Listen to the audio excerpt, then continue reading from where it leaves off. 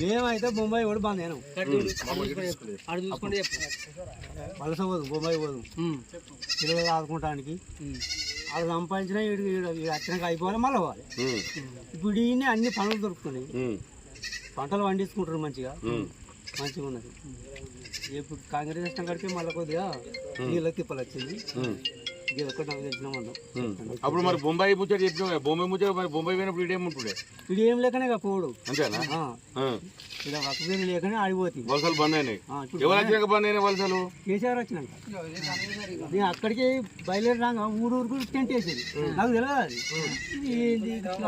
మొత్తం ఊరు పోలీసు వాళ్ళు ఏంటంటే ఇప్పుడు టీఆర్ఎస్ ప్రభుత్వం ఇట్లా ధర్నా చేస్తారు, తెలంగాణ కావాలని. ఇవి వచ్చిన ఇటే ఉన్నామా, ఇవ్వలే ఇక్కడ పని మనకి ఈయన దొరకబట్టే.